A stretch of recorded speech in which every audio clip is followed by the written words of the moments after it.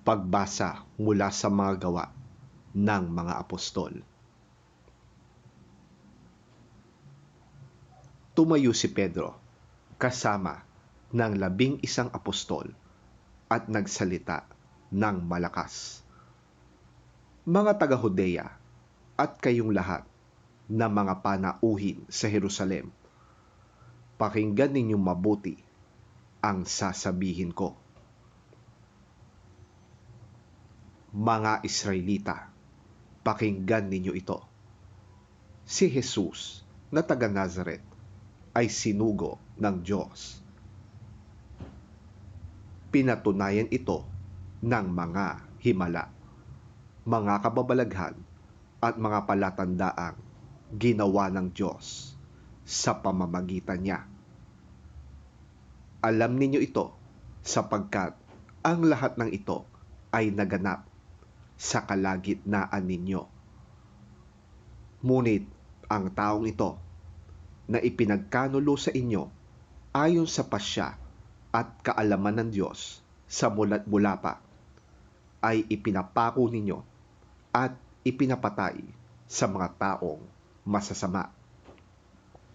Subalit, siya'y muling binuhay ng Diyos at hinango sa kapangyarihan ng kamatayan sapagkat hindi siya kayang ikulong nito. Gaya ng sinabi ni David tungkol sa kanya. Alam kong kasama ko ang Panginoon sa tuwina. Hindi ako matitinag sapagkat kapiling ko siya. Kaya't ako'y nagdiriwang, puso at diway nagagalak. Gayon din naman, ako'y mabubuhay ng may pag-asa.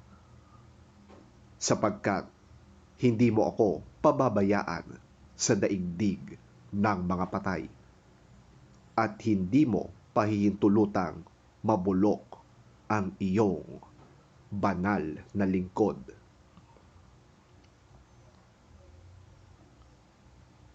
Itinuro mo sa akin ang mga landas upang ako'y mabuhay. Dahil sa ikaw ang kasama ko, ako'y mapupuno ng kagalakan.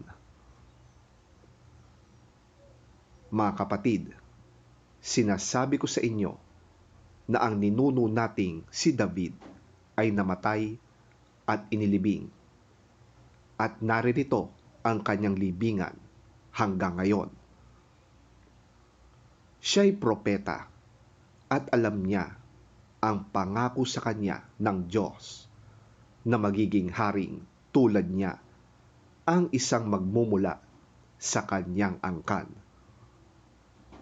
Kaya't ang muling pagkabuhay ng Kristo ang nakita at ipinahayag ni David ng kanyang sabihin. Hindi siya pinabayaan sa daigdig ng mga patay at hindi itinulot na mabulok ang kanyang katawan. Si Jesus ay muling binuhay ng Diyos at saksi kaming lahat sa pangyayaring iyon.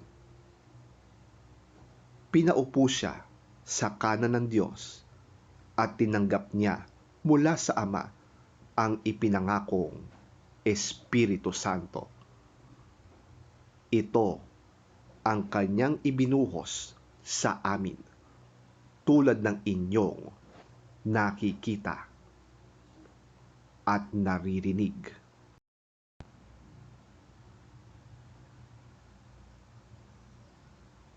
Ang salita ng Diyos.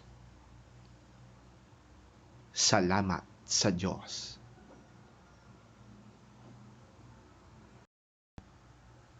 Ang mabuting balita ng Panginoon ayon kay San Mateo. Papuri sa iyo, Panginoon.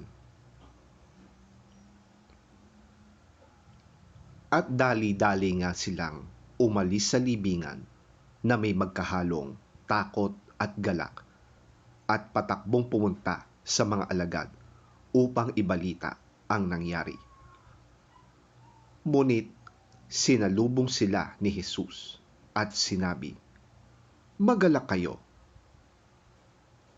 Lumapit sila sa kanya, hinawakan ang kanyang mga paa, at sinamba siya. Sinabi sa kanila ni Jesus, "Huwag kayong matakot. Magmadali kayo't sabihin sa mga kapatid ko na pumunta sila sa Galilea at makikita nila ako roon." Pagkaalis ng mga babae, pumunta sa lungsod ang ilan sa mga kawal na nagbabantay sa libingan at isinalaysay sa mga punong pari ang buong pangyayari. Nakipagpulong naman ang mga punong pari sa mga pinuno ng bayan at nagkasundo silang suhulan ng malaki ang mga kawal. At ang mga ito ay inutusan nilang ganito ang ipamalita: "Habang natutulog kami kagabi, dumating ang mga alagad ni Jesus at ninakaw ang kanyang bangkay." Sinabi pa nila, "Huwag kayong mag-alala kung makarating man ito sa gobernador. Kami ang bahala."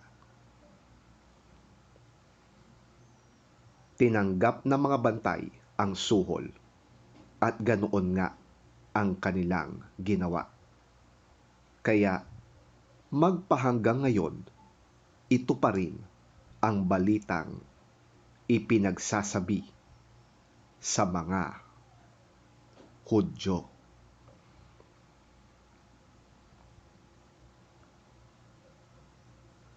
Ang mabuting balita ng ating Panginoon. Pinupuri ka namin, Panginoong Hesukristo.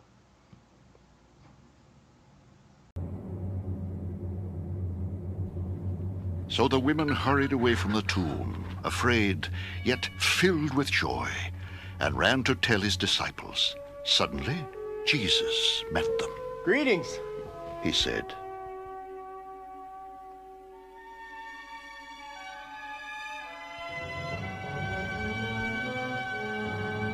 They came to him, clasped his feet, and worshipped him.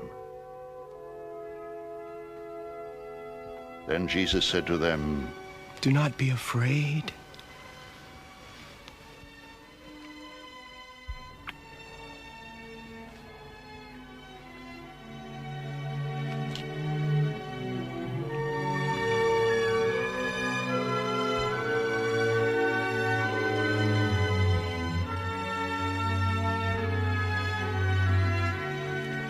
Go and tell my brothers to go to Galilee.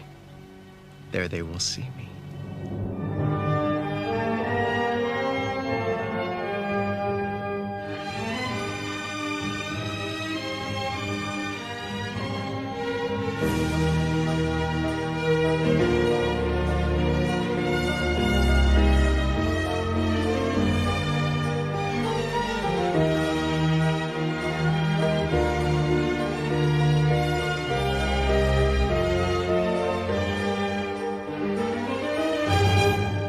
While the women were on their way, some of the guards went into the city and reported to the chief priests everything that had happened.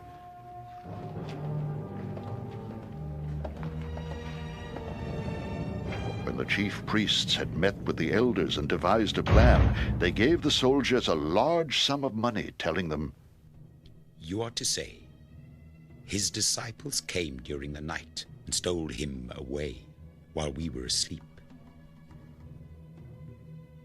If this report gets to the governor, we will satisfy him and keep you out of trouble."